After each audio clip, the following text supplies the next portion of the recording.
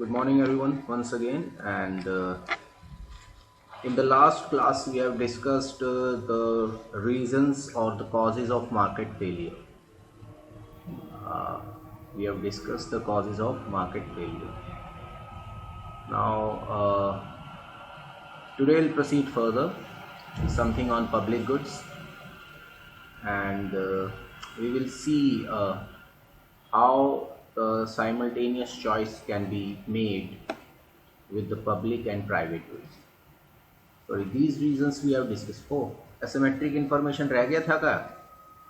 चलिए इसको भी आज एक बार डिस्कस कर लेते हैं, फिर आगे पब्लिक गुड्स को शुरू करते हैं. ठीक है.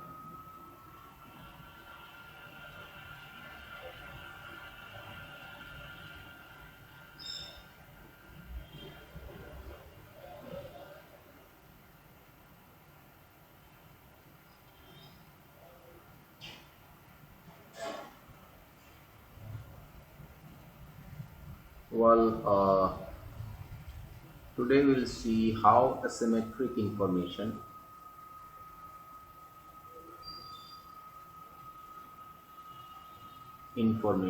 causes market failure. देखो, मार्केट फेलियर में क्या होता है कि ओवर प्राइसिंग या अंडर प्रोडक्शन होगा, या आप कह लीजिए अंडर प्राइसिंग या ओवर प्रोडक्शन होगा. दोनों में से एक चीज होती है. यस और नो? Please participate. यस और नो? Yes sir. ठीक है यस ना? सर. तो एसिमेट्रिक इंफॉर्मेशन क्या कॉज करती है, जो हमने थर्ड सेमेस्टर में, पिछले सेमेस्टर में भी पढ़ा था मनी बैंकिंग में. एक तो कॉज करती है एडवर्स सिलेक्शन, या कॉज करती है moral hazard.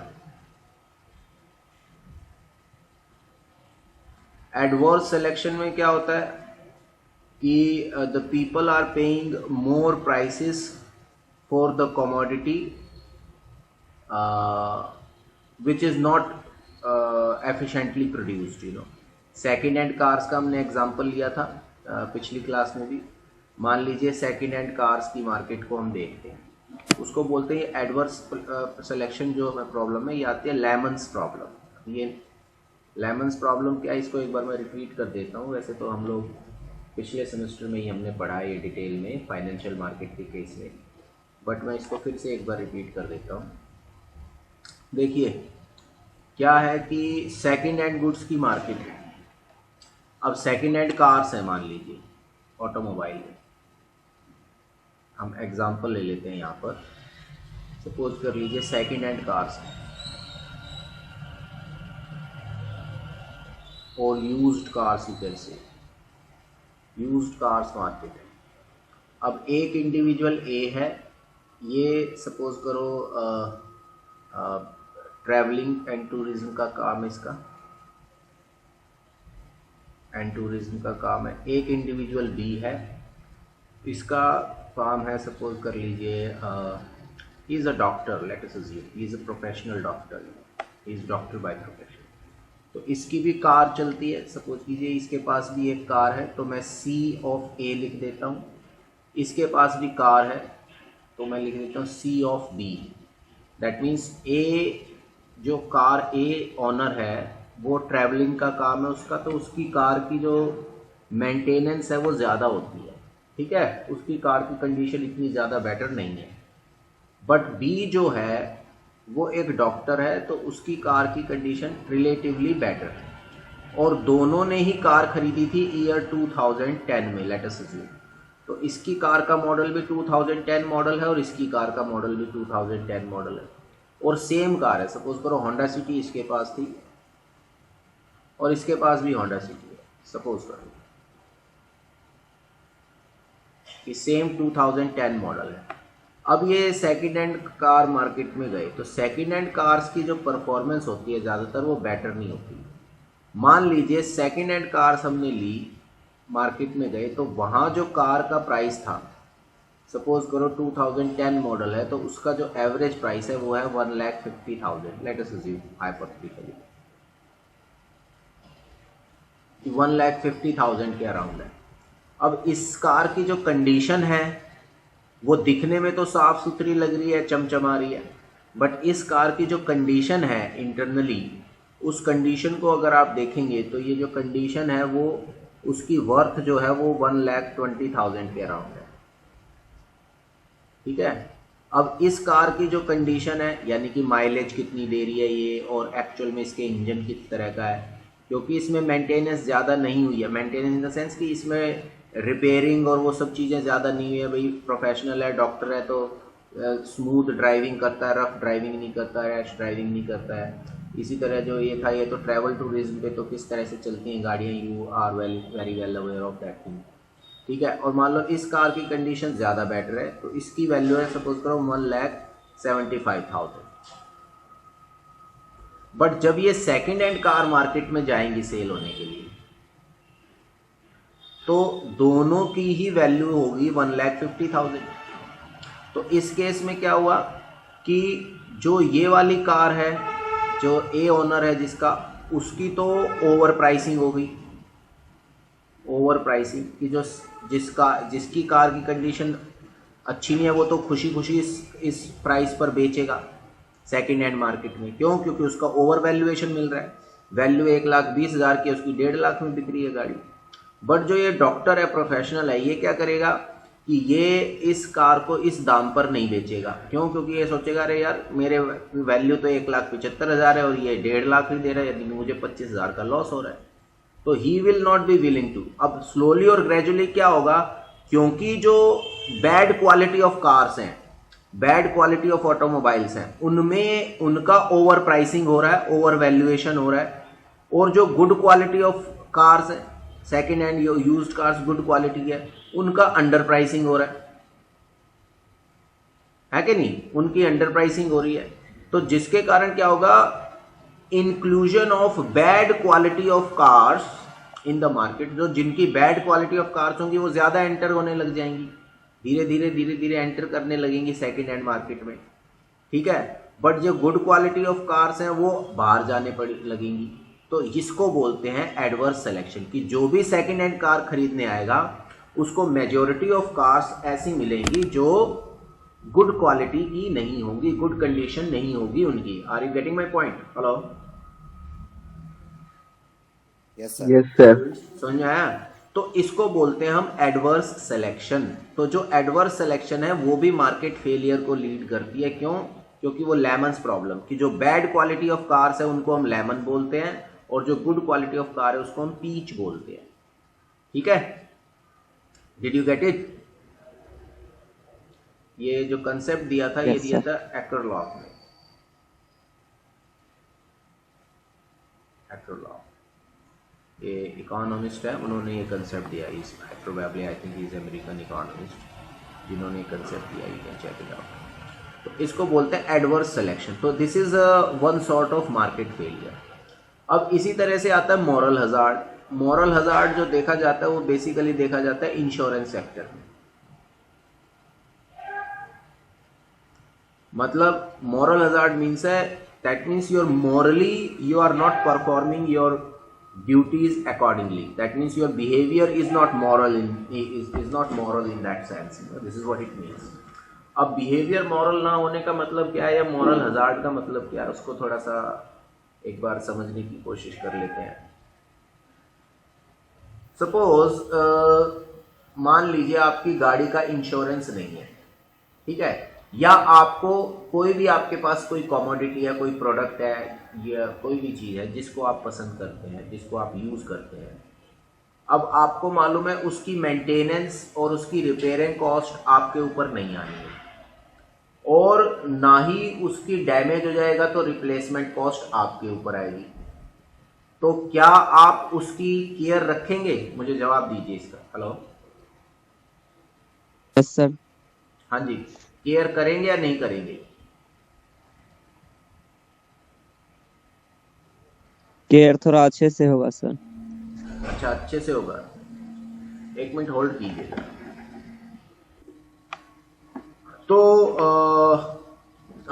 We were discussing something called moral hazard. तो अब देखिए, इसको बात को ध्यान से समझिए कि मान लीजिए आपके पास कोई कमोडिटी है। मान लीजिए आपका फ़ोन है, आपको किसी ने फ़ोन दे दिया यूज़ करने को, ठीक है। पर आपको ये एश्योरेंस है कि भाई कल को मेरा ये फ़ोन ख़राब हो जाएगा या इसमें कुछ गड़बड़ हो जाएगी तो मुझे नया फ़ोन जो है मेरे पेरेंट्स दिला देंगे, या मुझे नए फ़ोन के लिए कोई कंपनी है वो मुझे पैसा दे देगी जिसको कि मैं इस फ़ोन को देकर नया फ़ोन ले लूँगा।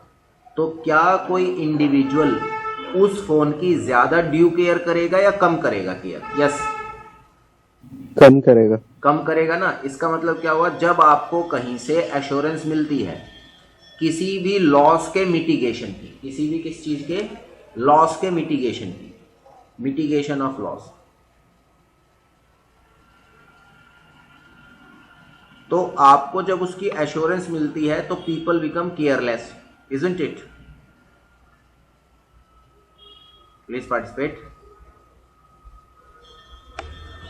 कि लोग जो हैं वो केयरलेस हो जाते हैं। तो जो वो केयरलेस बिहेवियर है ना उनका, क्योंकि they are assured that they will be compensated for the losses, that careless behaviour is the moral hazard. Is that okay? That means they are behaving in a way that they are not suppose to if the losses are not being mitigated. कि अगर loss mitigate नहीं होंगे तो उसके कारण वो क्या कहते हैं कि मिटिगेट नहीं होंगे तो वो ज्यादा केयर करेंगे, उनको मालूम है। तो यही इंश्योरेंस सेक्टर में होता है, जिसके कारण क्या होता है, इंश्योरेंस का जो प्रीमियम है वो हाई रखा जाता है। हाई रखा जाने का मतलब क्या है कि ओवर प्राइसिंग हो गया एक तरीके से, ठीक है। जैसे मैं आपको एग्जांपल देता हूं कि कार इंश्योरेंस जो होते हैं तो उसका प्रीमियम जो है हाई रखा जा रहा है। क्यों? क्योंकि ये एक्सपेक्ट किया जा रहा है कि जिन लोगों का कार इंश्योरेंस हो रखा है वो अपनी कार को ज्यादा केयर से नहीं रखेंगे, क्योंकि वो मॉरल हजार्ड की प्रॉब्लम है। इसी तरह लाइफ इंश्योरेंस में, हेल्थ इंश्योरेंस में क्या होता है कि जो इंश्योरेंस का जो प्रीमियम है वो हाई रखा जाता है, जिससे कि जो लोग प्रीमियम पे करने के बाद अगर मान लीजिए ढंग से वो नहीं कर पा रहे हैं, अपनी उसकी ढंग से केयर नहीं कर पा रहे हैं, मॉरल हजार्ड है उसमें, तो उस लॉस को कंपनसेट किया जा सके। ये मतलब है मॉरल हजार्ड का। तो जो एसिमेट्रिक इंफॉर्मेशन है that is also a cause of over pricing और अंडर प्रोडक्शन, और अंडर प्राइसिंग और over production, and that's why the asymmetric information causes market failure. Is that okay? Hello? Yes sir. Yes sir. इससे related कोई सवाल पूछना है, कोई doubt है तो बता दीजिए। अरे भाई इससे रिलेटेड कोई क्वेश्चन पूछना है, कोई डाउट है तो बता दीजिए। हेलो सर, जैसे लाइफ इंश्योरेंस है तो हाँ। उसमें क्या नाम है अगर आपका? कोई सर लालू हाँ, सर, लालू अगर सर लाइफ इंश्योरेंस में अगर कोई अपना इंश्योरेंस करवा भी लेता है तो वो लापरवाही से तो नहीं रहना चाहेगा। अगर वो लापरवाही से पहले रह रहा होगा तो अब भी रहेगा। मैं समझ गया आप क्या कह रहे हो। अब मेरी बात ध्यान से सुनो।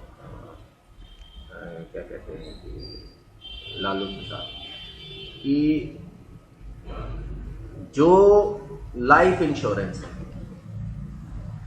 लाइफ इंश्योरेंस में क्या है, मॉरल हजार्ड या एसिमेट्रिक इंफॉर्मेशन की प्रॉब्लम कहाँ से आती है, मैं वो आपको एग्जांपल के थ्रू कोट कर देता हूँ।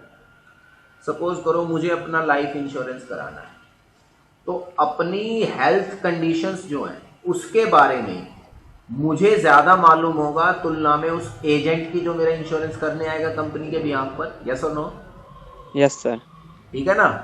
तो अब इस केस में क्या होता है, ये एसिमेट्रिक इंफॉर्मेशन होगी। That means I am having more information than my other party which is insuring me.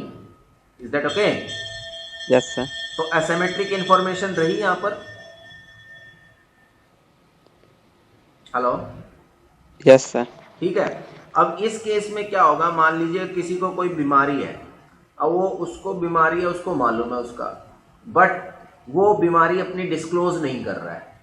तो इस केस में यानी कि डिस्क्लोज नहीं कर रहा है, उसे मालूम है मुझे बीमारी है, इसका मुझे क्या कहते हैं कि कल को मेरी लाइफ को थ्रेट है या कुछ भी है तो इंश्योरेंस के पैसे मुझे मिल जाएंगे या मेरी फैमिली को मिल जाएंगे, उस चक्कर में वो इंश्योरेंस करा सकता है। यस और नो? यस सर, ये हो सकता है। ठीक है ना। तो इसको बोलते हैं मॉरल हजार्ड यहाँ पर। अब मॉरल हजार्ड जैसे हमने कहा मॉरल हजार्ड, तो उसमें ये नहीं है कि सभी मॉरल हजार्ड करते हैं या मॉरल हजार्ड होगा ही होगा वहां पर, ये मतलब नहीं है। लोग कर सकते हैं, there is a possibility, this is what it means. But उसको ओवरकम करने के लिए जो इंश्योरेंस कंपनीज होती हैं, देखिए जैसे जैसे एज ज्यादा होती है, यानी कि अगर आप कम एज में अपना लाइफ इंश्योरेंस कराते हो तो आपका प्रीमियम कम होता है, और अगर आप बड़ी एज में इंश्योरेंस, जैसे जैसे एज बढ़ती है उसके हिसाब से इंश्योरेंस प्रीमियम चेंज हो जाता है सेम पॉलिसी का। यस और नो? Yes sir. क्यों? क्योंकि जैसे जैसे एज बढ़ती है तो इंसान की जो लॉन्गेविटी है वो कम होती जाती है, यानी कि उसकी जो सर्वाइवल रेट है वो कम होता चला जाता है। ठीक है? और इसलिए जब आप ज्यादा बड़ी एज में अपना लाइफ इंश्योरेंस कराते हैं तो उस टाइम कंपनीज लाइफ इंश्योरेंस करती भी नहीं है, अगर करती हैं तो वो पूरा मेडिकल चेकअप करा कर करती है कि कहीं ऐसा तो नहीं है कि भाई ये इंसान 2-4 साल में जाने वाला है और पॉलिसी करा ले करोड़ों रुपए की, तो 2 साल 3 साल ये कम पैसे भर के ज्यादा पैसा ले जाए। यस और नो? Yes sir. कर सकते हैं ना लोग इस तरह का। आप ये देखिए बहुत सारे केसेस सामने आते हैं, आप टीवी पर सीरियल्स भी देखते हैं, अदरवाइज भी रिपोर्टिंग भी होती है कि लोग इस तरह का करते हैं कि इंश्योरेंस अपना ज़्यादा का करा लेते हैं, फिर वो मतलब इस तरह का होता है कि वो उस इंश्योरेंस को क्लेम करने के चक्कर में कुछ ना कुछ वो प्लानिंग प्लॉटिंग करते हैं और चीज़ों को मैनिपुलेट करते हैं। तो that is what the moral hazard means. ठीक है? Yes sir. ठीक है? तो ये ऐसा नहीं है कि भाई लाइफ इंश्योरेंस है तो मोरल हजार्ड होगा ही होगा, या कार इंश्योरेंस करा रहे हैं तो उसमें मोरल हजार्ड होगा ही होगा। पॉसिबिलिटी है, कर सकते हैं लोग। यस और नो? अब मान लीजिए जैसे मैं आपको एग्जांपल देता हूं कि बच्चों को ये बोल दिया जाए ठीक है भाई तुम्हारी बुक्स वुक्स सब तुम्हारे सामने रखें पर तुम चीटिंग मत करना, ये टेस्ट कर लो। तो आप क्या सोचते हो कि भाई वो बच्चे चीटिंग करेंगे या नहीं करेंगे? मुझे बताइए। सर कर सकते हैं। कर सकते हैं ना, पॉसिबिलिटी तो है ना। यस और नो? यानी कि जो यस सर। उनके आंसर्स होंगे उनमें ज्यादा वेरिएशन मिलेगा नहीं, बुकिश लैंग्वेज मिलेगी, ग्राफ बुकिश होंगे, पूरे परफेक्ट ग्राफ बनाए होंगे। यस और नो? ज्यादातर सभी ने। Yes sir. तो वो ऐसा नहीं है कि सभी करेंगे, हो सकता है 1-2 स्टूडेंट बिल्कुल अपनी आत्मा की आवाज़ सुनता हो और वो क्या कहते हैं कि भाई नहीं मुझे तो चीटिंग नहीं करनी, मुझे तो जितना आता है उतना ईमानदारी से मैं करूँगा और बाकी जो होगा सो देखा जाएगा। तो इसलिए ये इस तरह से है ये मॉरल हज़ार्ड या adverse selection, that there is a possibility, that does not mean that this is going to happen only, this will happen only, but this is a possibility, this is what it means. Did you get it? Yes sir. ठीक है, कोई और सवाल? किसी और ने कोई question पूछना है? Well okay, then let's proceed further. अब जो कंसेप्ट हम पढ़ेंगे, अब पब्लिक गुड्स का पढ़ेंगे। अब रीडिंग्स के अकॉर्डिंगली आपका जो टॉपिक है अब है पब्लिक गुड्स। पब्लिक गुड्स, हालांकि पब्लिक गुड्स के बारे में हम पहले डिस्कस कर चुके हैं, तो मैं एक बार फटाफट बोल देता हूँ कि पब्लिक गुड्स क्या होते हैं। नॉन राइवल होते हैं इन कंजम्पशन। मैं इसमें ज़्यादा टाइम नहीं लूँगा क्योंकि हम ये ऑलरेडी डिस्कस कर चुके हैं। ठीक है? अब नॉन एक्सक्लूडेबल होते हैं।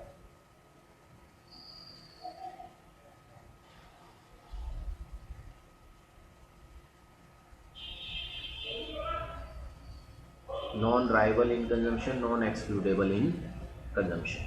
ठीक है? तो इनकी प्राइसिंग में प्रॉब्लम आती है और प्राइवेट गुड्स से ये डिफर करते हैं, that we have already seen. तो इसको मैं थोड़ा सा और एलोबरेट कर देता हूँ कि अगर मान लीजिए प्राइवेट गुड्स हैं तो प्राइवेट गुड्स में क्या होगा, हॉरिजॉन्टल समीशन होगा। गुड्स में कैसे, मैं एक बार फिर से फटाफट बता देता हूँ। This is origin, this is the price, this is quantity of private good, this is consumer A, that is assume DA is the demand curve for consumer A, and we have consumer B, this is the demand curve for consumer B, so this is PD. Now for deriving the market demand curve, we are supposed to horizontally sum up the quantities. ये curve या तो यहाँ से यहाँ तक तो as it is चलेगा horizontal summation के लिए, फिर यहाँ से थोड़ा ये इस तरह से फ्लैट हो जाएगा, इस तरह से फ्लैट हो जाएगा। तो this is the market demand curve, it is equal to D A plus D B. जब हम D A plus D B कह रहे हैं तो टोटल कंजम्पशन जो है कमोडिटी की वो हो रही है x A plus x B, कि भाई ए ने कितनी क्वांटिटी कंज्यूम की और बी ने कितनी दी। कैसे? Late us see that. कि यहाँ पर जो इक्विलिब्रियम होगा प्राइसिंग में, वो मार्जिनल कॉस्ट यहाँ से जा रही है, let us assume the rising portion of marginal cost, this is marginal cost. तो इक्विलिब्रियम कहाँ होना चाहिए? यहाँ पर। इस इक्विलिब्रियम के अकॉर्डिंगली इस यानी कि ये सप्लाई कर्व हो गया, marginal rising portion demand supply. तो इकोनॉमी में इतनी क्वांटिटी प्रोड्यूस होगी क्यू सी मान लीजिए, विच इज इक्वल टू, अब देखो ये होंगी तो इसका मतलब क्या होगा, ये प्राइस हो गया, ये इक्विलिब्रियम प्राइस हो गया। इस इक्विलिब्रियम प्राइस के अकॉर्डिंगली कंज्यूमर ए प्राइस पे करेगा और कंज्यूमर ए इतनी क्वांटिटी खरीदेगा एक्स ए सपोज करो, और कंज्यूमर बी इतनी क्वांटिटी खरीदेगा सपोज कर लो एक्स बी। तो ये जो क्यू सी है, या इसको एक्स बना देता हूँ, कमोडिटी एक्स है, जो ऊपर लिखा है वो ये देगा, जो एक्स क्वांटिटी है सी ने कंज्यूम किया, ये इज इक्वल्स टू है x A plus x B. Horizontal summation हो गया। Is that okay? Hello hello students, इसमें कोई डाउट तो नहीं किसी तरह का? हेलो? No sir. ठीक है। अब इसी तरह मैं पब्लिक गुड्स का बना देता हूँ, क्या कि पब्लिक गुड्स का हमने डिस्कस किया था। पब्लिक गुड्स का हम देख लेते हैं। पब्लिक गुड्स में क्या होता है? वर्टिकल समेशन होता है, that we have discussed why vertical summation is there and how it is going to B.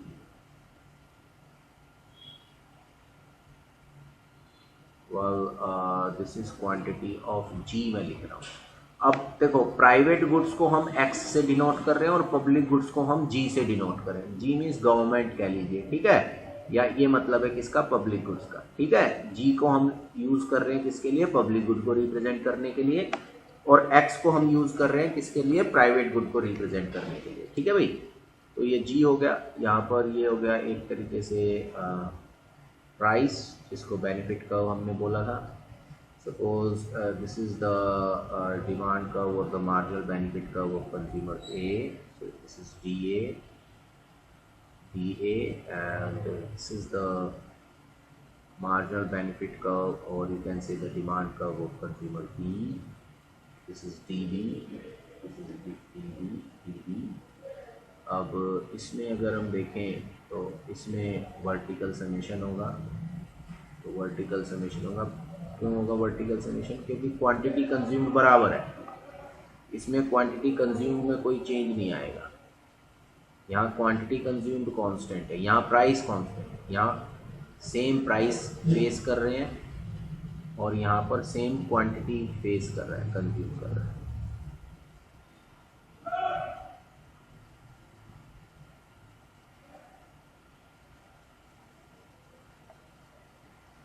तो ये डी हो गया, एक मिनट बोलो, ये डी एम हो गया, this is equals to D A, hold on,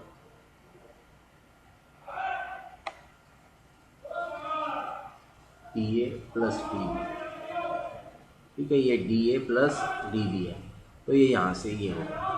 अब मान लीजिए मार्जिनल कॉस्ट है, मार्जिनल कॉस्ट कर लिए गया, लेट अस लीजिए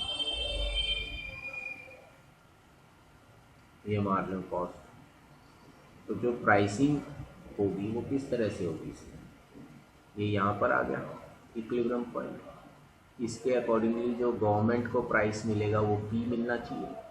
अब गवर्नमेंट प्राइस पी मिलेगा पर क्वांटिटी प्रोवाइड कितनी होगी? क्यू, ये सपोज करो ई ज़ीरो है, ये क्यू ज़ीरो है। अब सबको क्वांटिटी तो सेम मिल रही है, ठीक है ना, क्वांटिटी सेम मिल रही है, पर कंज्यूमर ए जो है वो इतना टैक्स पे करेगा, भाई टैक्स की फॉर्म में ही देगा ना टीए, और कंज्यूमर बी जो है वो इतना टैक्स पे करेगा टीबी। तो इसका मतलब क्या हो गया कि कंज्यूमर ए ने इतना टैक्स पे किया, let me use some other colour,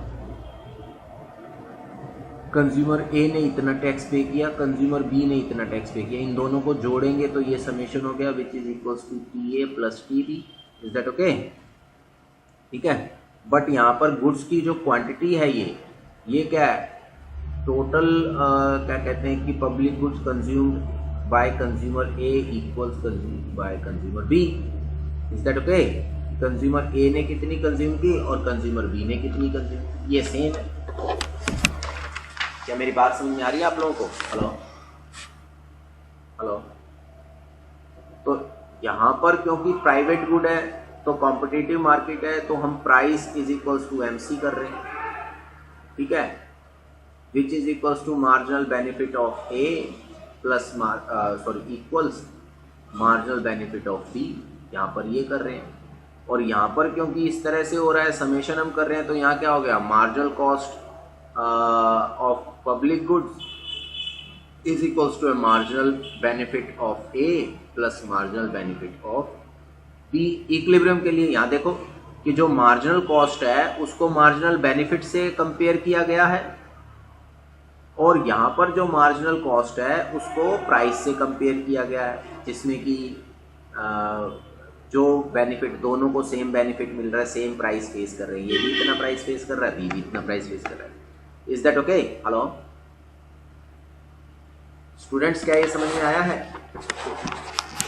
yes sir. कोई सवाल, कोई डाउट पूछना आप में से किसी ने तो पूछ सकता है। यस, कोई क्वेश्चन पूछना चाहता आप में से?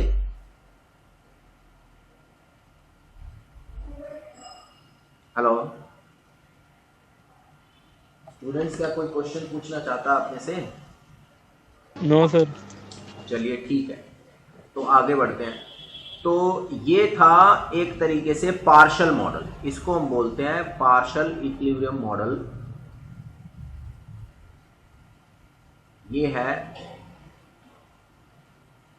Partial model of public goods. अब पब्लिक गुड्स का ये पार्शियल मॉडल हो गया। अब हम इसको जनरल मॉडल देखेंगे, general model for public goods. This is important.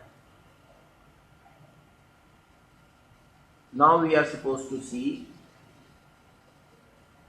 see the general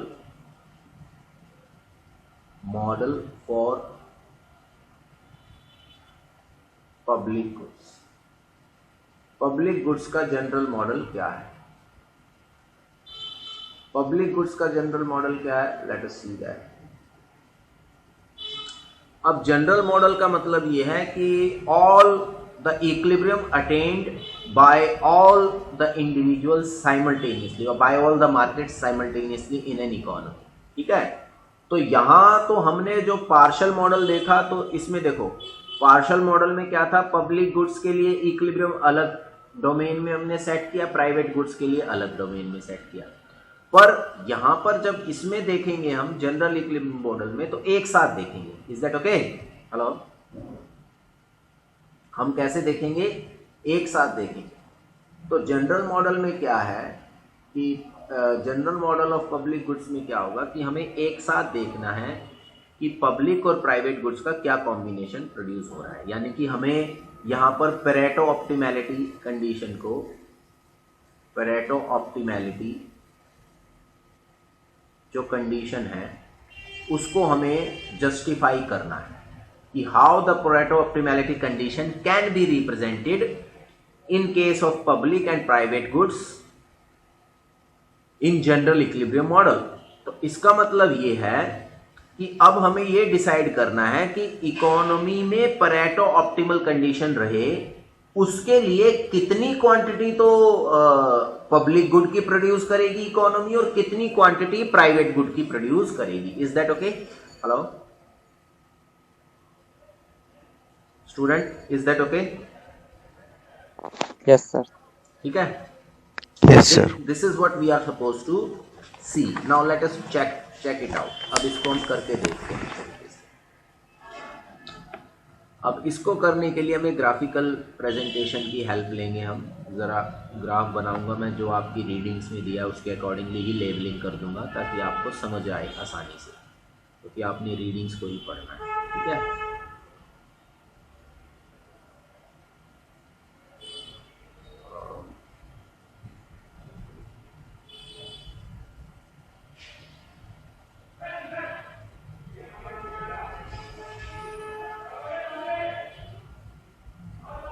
Suppose this is the X commodity on the vertical axis, and let's have G public goods.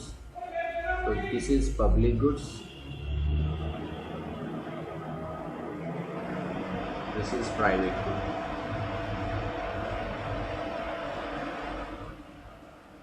This is public good, this is private good. Now let me draw the production possibility curve. Suppose this is the production possibility curve, label as TT. अब ये TT production possibility curve है, that means it is showing different combinations of public and private goods that can be produced in an economy with the help of given resources and technology.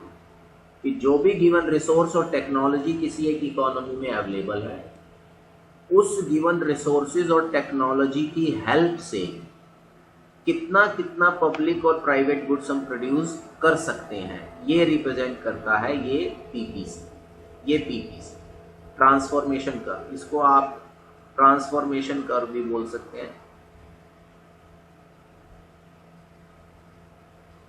Curve भी कह सकते हैं, या production possibility curve भी कह सकते हैं। Is that okay? इसी के नीचे मैं एक ग्राफ बना रहा हूं दूसरा, जो इसी से कोरिलेटेड होगा। ये जो ग्राफ मैंने बनाया है, यहां पर हम क्वांटिटी रिप्रेजेंट कर रहे हैं, यहां पर ये प्राइवेट गुड्स है, ठीक है, यहां पर ये पब्लिक गुड है, और यहाँ एक इंडिविजुअल का इंडिफरेंस कर्व है। सपोज ये इंडिफरेंस कर्व है यूए इंडिफरेंस कर्व है कि these are the different combinations of private and public goods that provides same level of satisfaction to the consumer. Is that okay?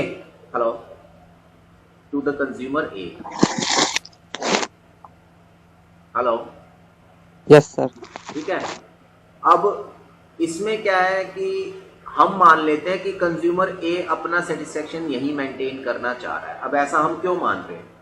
देखो, जो Pareto optimality condition हमें ढूंढनी है, establish करनी है, तो परेटो ऑप्टिमैलिटी कंडीशन क्या कहती है कि when one can be made better of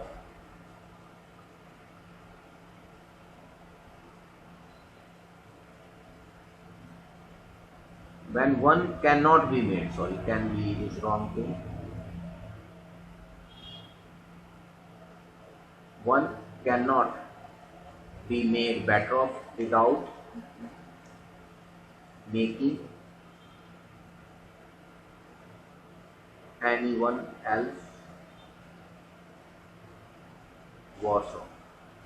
कि जब किसी एक को बेटर ऑफ ना किया जा सके किसी दूसरे को वर्स ऑफ किए बिना, जब किसी एक को बेटर ऑफ ना किया जा सके किसी दूसरे को वर्स ऑफ किए बिना, तो उसको हम बोलते हैं परेटो ऑप्टिमल सिचुएशन, ठीक है। और एक होता है परेटो इंप्रूवमेंट।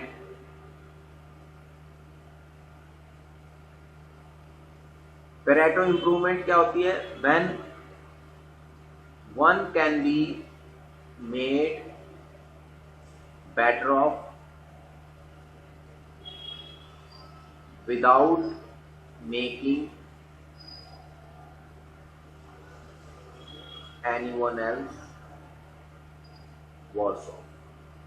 कि जब हम किसी को बेटर ऑफ कर सकें किसी दूसरे को वर्स ऑफ किए बिना, तो इसका मतलब हम जो डिस्ट्रीब्यूशन कर रहे हैं रिसोर्सेज का, वो डिस्ट्रीब्यूशन ज्यादा बेटर है, वो डिस्ट्रीब्यूशन रिसोर्सेज का क्या है, ज्यादा एफिशिएंट है। क्यों?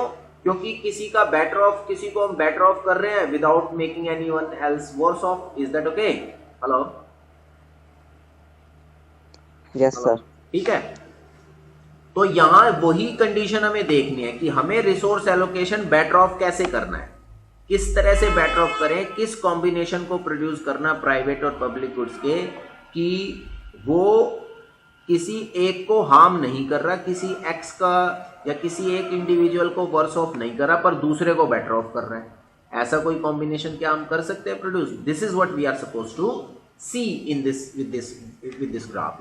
ऑलराइट, तो ये जो यूटिलिटी कर्व है, ये जो इंडिफरेंस कर्व है, ये कंज्यूमर ए का इंडिफरेंस कर्व है कि कंज्यूमर ए जो है इस इंडिफरेंस कर्व पर लेट अस अज्यूम ऑपरेट कर रहा है, और हम चाह रहे हैं कि कंज्यूमर ए का जो सेटिस्फेक्शन लेवल है वो इस इंडिफरेंस कर्व से ना तो नीचे जाना चाहिए,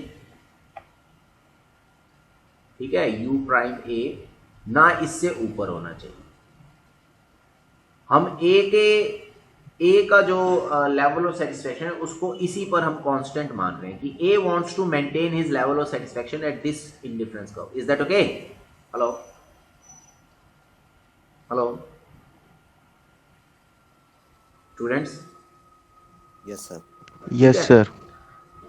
अब हम देखेंगे कि अगर ए के लिए ये है तो फिर बी के लिए क्या होगा। This is what we are suppose to see now कि अगर ए के लिए ये है तो बी के लिए हम कैसे ड्राइव करेंगे। ठीक है, let us see how to drive for the B. Again I am just plotting a curve plane xy plane. This is public goods, this is origin point, and this is private.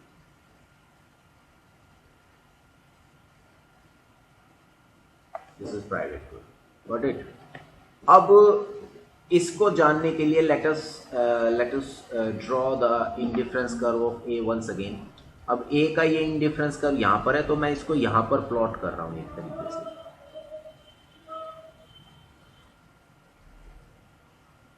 This is UA star. Let me mark star. Well, that means ये इसी curve को मैंने यहाँ super impose किया है। तो इसका मतलब क्या हुआ कि पब्लिक गुड्स के केस में जो कंजम्पशन है वो कांस्टेंट रहती है, ये आप जानते हैं। यस, क्या आपको मालूम है ये? अरे भाई ये बताया था ना अभी तो ऊपर बताया कि पब्लिक गुड्स में क्या होता है, quantity consumed by every individual remains the same. ये देखो यहाँ पर ये कंडीशन जो है कि हर कंज्यूमर जो है सेम क्वांटिटी कंज्यूम करता है पब्लिक गुड्स के केस में। हेलो स्टूडेंट्स, क्या मेरी आवाज आ रही है आप लोगों को? Yes sir. Yes sir. ठीक है, तो अगर हम इस ग्राफ को देखें ध्यान से, थोड़ा सा एलेबोरेट करें, तो सपोज करो ये पॉइंट है, ये पॉइंट को नाम दे देता हूं मैं 1। इस 1 पॉइंट के अकॉर्डिंगली इकोनॉमी में इतना पब्लिक गुड प्रोड्यूस हो रहा है G1, यस और नो, और A भी कंज्यूम कर रहा है कितना G1 क्वांटिटी किसकी, पब्लिक गुड की, और लेट अस अज्यूम B भी कितनी कंज्यूम कर रहा होगा G1। प्लीज पार्टिसिपेट, यस और नो। Hello students? सर। हाँ जी बोलिए। नहीं सर। हाँ जी, समझ में आ रहा है ना कि इस पॉइंट पे अगर हम हैं, इकोनॉमी इस पॉइंट पर ऑपरेट कर रही है 1 पर, तो कंज्यूमर G1 क्वांटिटी प्रोड्यूस हो रही है पब्लिक गुड्स की, तो कंज्यूमर 1 भी G1 क्वांटिटी कंज्यूम कर रहा है और कंज्यूमर 2 भी G1 क्वांटिटी कंज्यूम कर रहा है। यस और नो?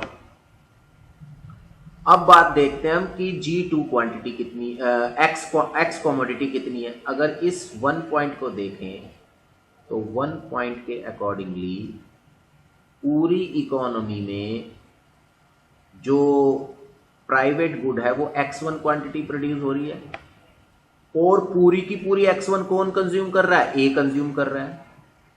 यहां से अगर हम देखें ये X1, तो इसका मतलब ये जो कॉम्बिनेशन है यहां पर, ये जो पॉइंट है, ये पॉइंट ये बता रहा है कि जो B कंज्यूमर है उसको पब्लिक गुड तो कंज्यूम करने को मिल रही है, पर प्राइवेट गुड की उसको कोई क्वांटिटी कंज्यूम करने को नहीं मिल रही है, अगर इकोनॉमी इस पॉइंट पे ऑपरेट कर रही है तो। क्या ये समझ में आ रहा है? हेलो स्टूडेंट्स, क्या ये समझ में आया है? Students please do reply, is that clear to all of you? Yes, sir. ठीक है। अब सपोज करो इकोनॉमी Yes, इस sir. पॉइंट पे ऑपरेट नहीं कर रही, अगर इकोनॉमी इस पॉइंट पे ऑपरेट कर रही है, लेट अस अज्यूम इस पॉइंट पे, इसको नाम दे देता हूं 2 पॉइंट, 2 पर ऑपरेट कर रही है, तो जो पब्लिक गुड है वो कितना प्रोड्यूस हो रहा है? G2, और कंज्यूमर ए कितना कंज्यूम कर रहा है पब्लिक गुड को? इस पॉइंट पर 2 पॉइंट पर कंज्यूमर ए को भी G2 क्वांटिटी मिल रही है, और कंज्यूमर बी भी कितनी कंज्यूम करेगा? G2 पब्लिक गुड की। अब सवाल है प्राइवेट गुड की कितनी क्वांटिटी कंज्यूम करेगा? This is what we are suppose to see. Private good का प्रोडक्शन कितना हो रहा है इकोनॉमी में? इतना, X2। Private good X2 produce हो रहा है इकोनॉमी, और पब्लिक गुड G2 प्रोड्यूस हो रहा है। तो पब्लिक गुड तो सेम क्वांटिटी कंज्यूम कर रहे हैं दोनों, पर प्राइवेट गुड प्रोड्यूस इतना हो रहा है, तो ए कितना कंज्यूम कर रहा है? ये पॉइंट आ गया। सपोज इसको मैं नाम देता हूं J, यानी कि इसमें से XJ क्वांटिटी जो ये है, ये कंज्यूमर ए कंज्यूम कर रहा है, तो ये जो 2J क्वांटिटी बची हुई है ये कंज्यूमर बी कंज्यूम करेगा, यस और no? Hello hello sir repeat करिए। मैं कह रहा हूं कि अगर पूरी इकोनॉमी में, एक बार फिर से ध्यान से सुनिए सभी लोग, अगर पूरी इकोनॉमी में 2 से लेकर इस G2 तक अगर ये प्रोडक्शन हो रहा है प्राइवेट गुड का, यहां से यहां तक, तो प्राइवेट गुड में से, क्योंकि ये ए का इंडिफरेंस कर्व है और ये ऐसे कॉम्बिनेशन दिखाता है प्राइवेट और पब्लिक गुड्स के जिससे कंज्यूमर को सेम लेवल ऑफ सेटिस्फेक्शन मिलता है, तो इस 2 इतनी क्वांटिटी में से ये J पॉइंट तक की जो कंजम्पशन है, यानी कि यहां से यहां तक की जो कंजम्पशन है प्राइवेट गुड की, वो कंज्यूम कर रहा है ए। तो जो रिमेनिंग क्वांटिटी प्राइवेट गुड की बच गई वो कौन कंज्यूम करेगा? बी, यस और नो? Yes sir. ठीक है ना? Yes, तो मान sir. लेते हैं ये जो क्वांटिटी है इतना ही, इस पे ये पॉइंट लगा दिया कि ये यहां से इतनी क्वांटिटी कंज्यूम करेगा। ये है, इसको मैं लिख देता हूँ 2 - J करके, ताकि आपको याद रहे 2 - J, 2 में से J माइनस करेंगे तो ये क्या है। ठीक है, अब आ जाओ यहां पर, सपोज करो ये पॉइंट है, सपोज करो ये 3 पॉइंट है। अब 3 पॉइंट के अकॉर्डिंगली जो पब्लिक गुड प्रोड्यूस हो रहा है वो G3 प्रोड्यूस हो रहा है, और G3 ही कंज्यूम कर रहा है कौन? A, और G3 ही कंज्यूम कर रहा है B को भी उतनी क्वांटिटी मिल रही है G3। ठीक है, अब होता क्या है कि इसको G3 मिली, अब कंज्यूमर ए कितना कंज्यूम कर रहा है प्राइवेट गुड का? मान लो ये H पॉइंट है, तो XH क्वांटिटी कंज्यूम कर रहा है ए, और 3H जो होगा वो कंज्यूम करेगा कौन? B। 3H मान लीजिए यहां पर, 3 - H ये क्वांटिटी है। तो ऐसे ही अगर आप डिफरेंट कॉम्बिनेशन लोगे और इस पॉइंट पर आ जाते हैं, सपोज करो यहाँ पर, तो यहाँ पर इकोनॉमी में पब्लिक गुड इतना प्रोड्यूस हो रही है जी, इसको ले लेता हूँ 4, तो G4 पब्लिक गुड प्रोड्यूस हो रहा है। अब G4 पब्लिक गुड प्रोड्यूस हो रहा है, G4 पर इस G4 पे जितना भी पब्लिक प्राइवेट गुड प्रोड्यूस हो रहा है सारा का सारा कंज्यूमर ए कर रहा है, क्योंकि ए का इंडिफरेंस कर रहा है, बी के लिए बच ही नहीं रहा, तो ये 0 हो गया यहाँ पर। तो अगर आप इन पॉइंट्स को ऐसे ज्वाइन करोगे और ऐसे ही डिफरेंट कॉम्बिनेशंस ज्वाइन करके कर्व बनाओगे, तो ये एक इस तरह का कर्व आपको देखने को मिल जाएगा, इस तरह। ठीक है, जो कि ये इस गैप, ये जो गैप मैं शेड कर रहा हूँ, इस गैप को रिप्रेजेंट कर रहा है, यानी कि quantity of public goods consumed by B. तो ये बी इतनी कंज्यूम करेगा। ठीक है।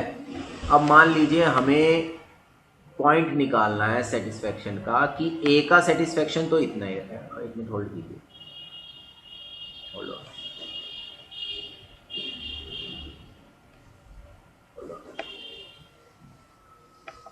मान लीजिए अगर अब हमें ये चेक करना है कि ए की जो कंजम्पशन है वो, या ए का सेटिस्फेक्शन इसी लेवल पर रहे और बी का सेटिस्फेक्शन मैक्सिमाइज हो जाए, तो वो पॉइंट हम कैसे डिटरमाइन करेंगे, वो पॉइंट कहाँ से आएगा?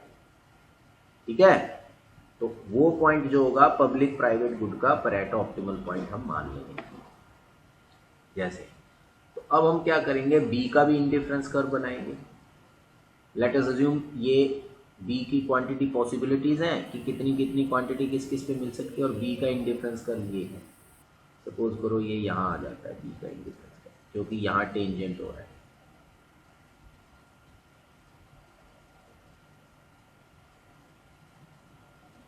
यू बी हो गया।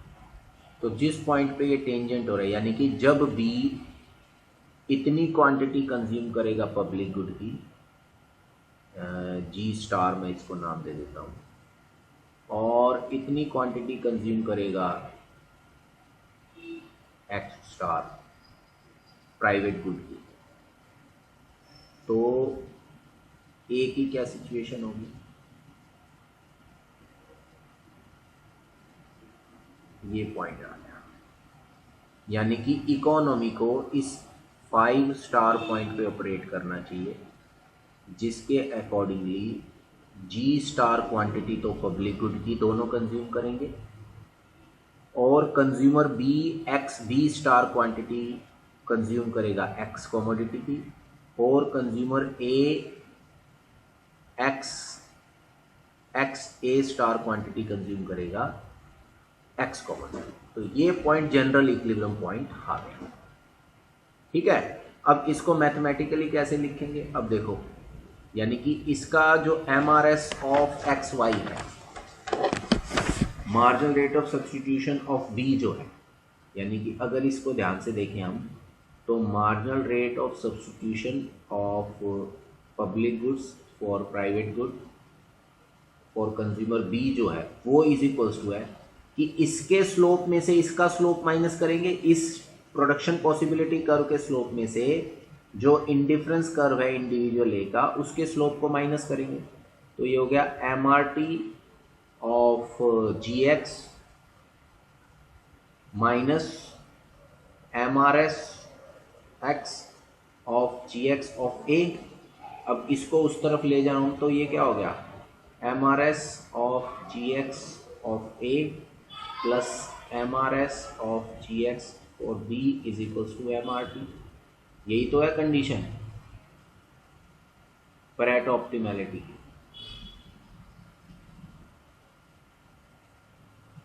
Optimality, is that okay? Hello hello students, क्या ये समझ में आया है? Yes sir. ठीक है, तो ये हो गया क्या, general equilibrium model for public goods. इससे रिलेटेड अगर कोई सवाल किसी ने पूछना है, कोई क्वेश्चन पूछना चाहता है, तो वो पूछ सकता है। Yes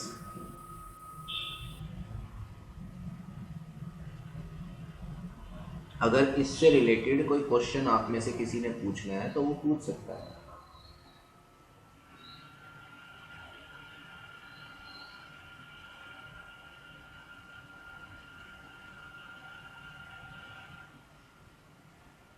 hello hello sir question नहीं है।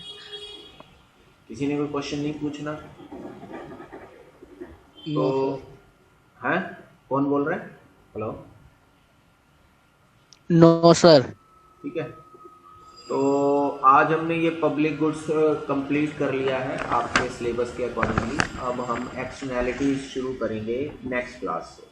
ठीक है, अभी मुझे कॉलेज पहुंचना है, ज़रा मीटिंग है हमारी एक, तो आज इतना ही करेंगे, आज के लिए इतना ही। ठीक है, थैंक यू वेरी मच।